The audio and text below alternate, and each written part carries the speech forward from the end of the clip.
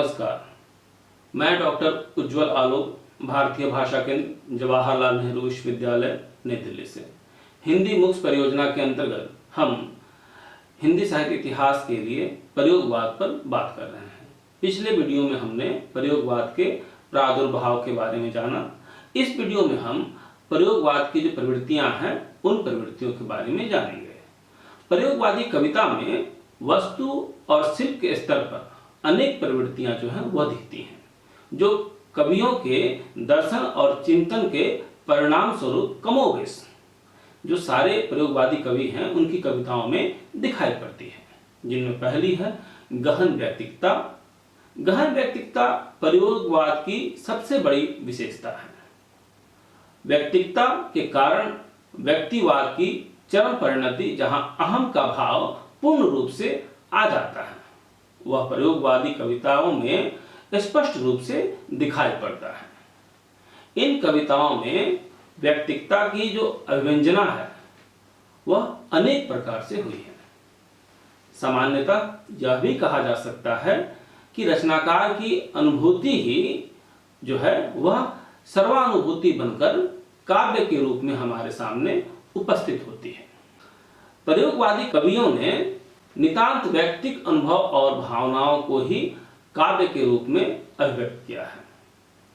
यह गहन व्यक्तिकता उनका अहम है, या व्यक्तिकता उनके अहम से पैदा हुई कह पाना कठिन है, किंतु इतना तो अवश्य स्पष्ट हो जाता है कि यह अहम एक संपूर्णवाद के रूप में आया है।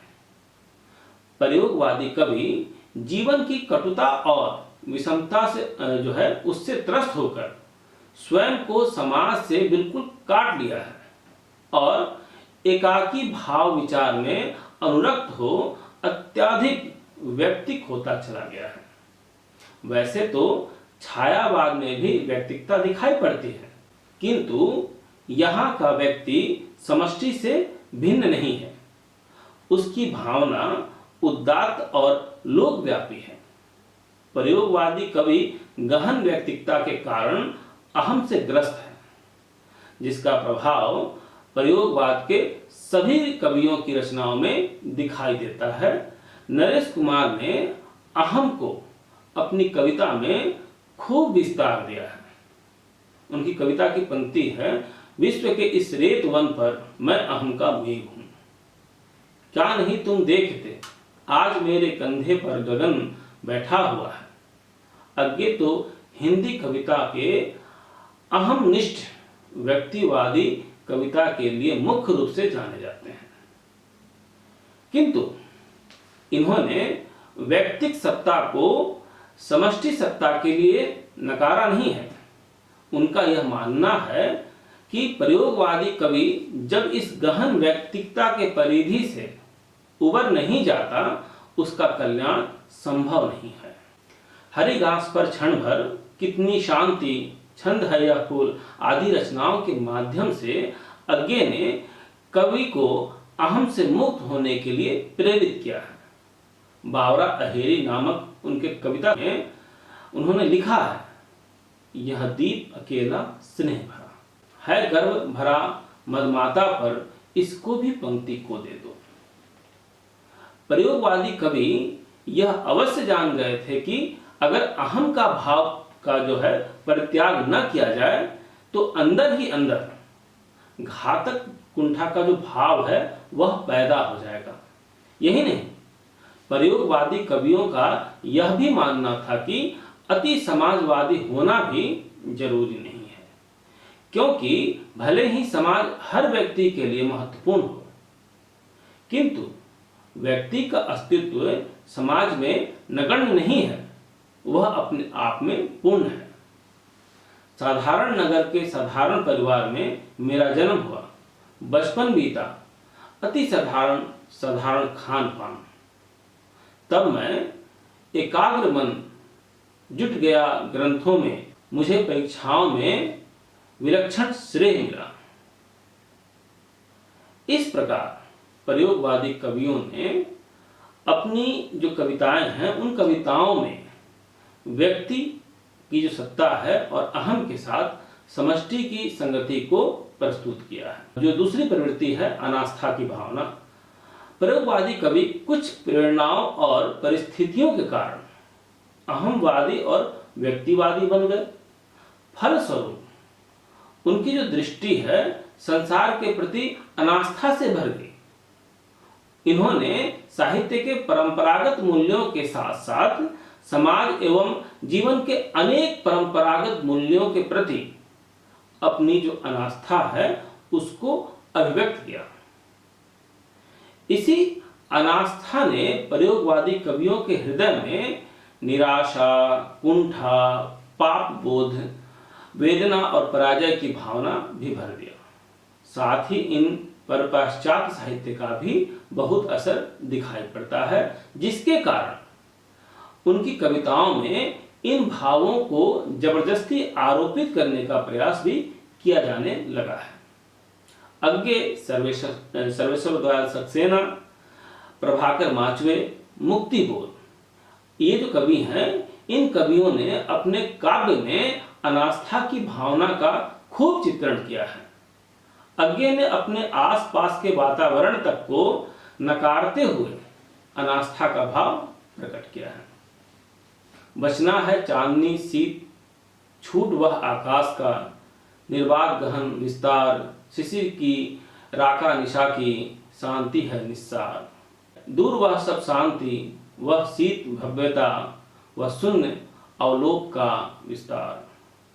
भारत भूषण अग्रवाल ने तो युगीन परिस्थितियों से निराश होकर अनास्था के भाव को पूजा की नई व्यवस्था द्वारा कुछ इस तरह प्रस्तुत किया है। मैं छोड़कर पूजा, क्योंकि पूजा है पराजय का विनित स्वीकार। बांध कर मुट्ठी तुझे ललकारता हूं, सुन रही है तुम, मैं खड़ा तुमको यहां ललकारता हूं।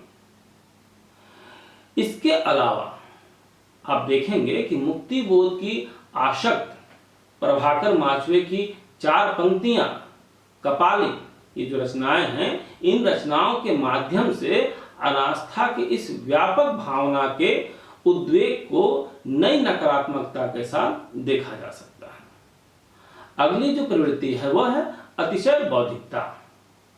अज्ञे ने तार सप्तक में यह स्वीकार किया है कि प्रयोगवादी किसी कविताओं में किसी प्रकार की रागात्मकता, रसानुभूति को स्थान नहीं देते और उनको नहीं दिया जाएगा।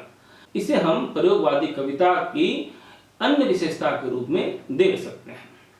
प्रयोगवादी बुद्धि के आलोक में ही सारे तथ्यगत दर्शन साहित्य में करते हैं।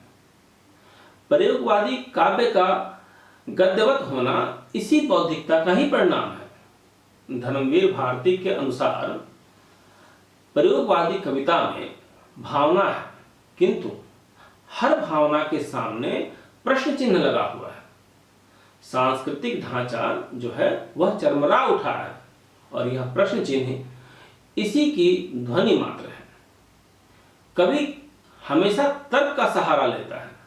अज्ञे ने भी संशय और प्रश्नानुकूलता है उसको अपने काव्य में स्थान दिया है, जिसे इन पंक्तियों में देखा जा सकता है।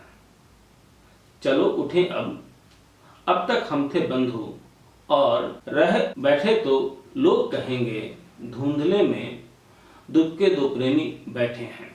वह हम हों भी तो यह हरी घास ही जाने। यहाँ कवि के मन में समाज से एक अज्ञात भ्रम बना हुआ है। तर्क का सहारा लेकर अज्ञे ने अपनी जो संदेहास्पद स्थिति है उसको स्पष्ट करने की कोशिश की है। इसके अलावा प्रयोगवादी कवियों ने आक्रोश, व्यंग, चिड़चिड़ाहट, सत्य कथन, तथ्य निरूपण में भी अति बौद्धिकता का परिचय दिया है। अगली जो प्रवृत्ति है वह है क्षणवाद। क्षणवाद प्रवृत्ति की जो पृष्ठभूमि में अगर देखें तो अस्तित्ववादी विचारधारा सीधे तौर पर काम करती है। प्रयोगवादी काव्य में यह प्रवृत्ति पाश्चात्य जो चिंतक हैं उन चिंतकों की देन है। वे प्रत्यक्ष या अप्रत्यक्ष रूप से इससे अवश्य प्रभावित हुए हैं। क्षणवादी विचारधारा D.H. लॉरेंस, पॉल सार्त्र आदि प्रतीकवादियों का साहित्य में देन मानी जाती है। यह दर्शन ऐसा मानता है कि जीवन का कोई ऐसा क्षण होता है जो व्यक्ति को सबसे अधिक सुख प्रदान करता है। वह क्षण उसके संपूर्ण जीवन से अधिक महत्वपूर्ण होता है। वह इस क्षण के सुख से इतना तृप्त होता है कि उसे जीवन पर्यंत किसी और सुख की कामना नहीं रह जाती। प्रयोगवादियों ने क्षणवाद को बड़े व्यापकता के साथ कहें कि ग्रहण किया है, उसे अपनी कविताओं में व्यक्त किया है। अज्ञे को इस क्रम में अग्रणी माना जा सकता है। उनकी कविताओं में एक क्षण ही शाश्वत समय की धारा है। एक क्षण में प्रवाहमान व्याप्त संपूर्णता, एक क्षण होने का, अस्तित्व का अजस्र, द्वितीय क्षण होने के सत्य का, सत्य के साक्षात का, साक्षात के क्षण का, क्षण के आखंड पारावार का आज हम आचमन करते हैं। क्षणवाद ने ही प्रयोगवादी कवियों को अस्तित्व का बोध कराया। अज्ञे की रचना नदी के द्वीप, मुक्ति बोध की रचना चांद का मुंह टेढ़ा है और धर्मवीर भारती का टूटा पहिया नामक कविता जो है, उन कविताओं में यह अस्तित्व बोध स्पष्ट रूप से दिखाई पड़ता है। अंधा युग तो त्रासद अस्तित्व की गाथा ही है। प्रयोगवादी कवि लघु से लघुतम व्यक्ति और पदार्थ की जो अस्मिता है उसकी बात करते हैं। मैं रथ का टूटा हुआ पहिया हूं, लेकिन मुझे फेंको मत। तब मैं रथ का टूटा हुआ पहिया उनके हाथों में ब्रह्मास्त्रों से लोहा ले सकता हूं। इस तरह हम देखते हैं कि प्रयोगवाद की जो प्रवृत्तियां हैं वह हमारे सामने किस रूप में उपस्थित हैं। अगले वीडियो में हम प्रयोगवाद की जो अन्य प्रवृत्तियां हैं उस पर बातचीत करेंगे। बहुत बहुत धन्यवाद।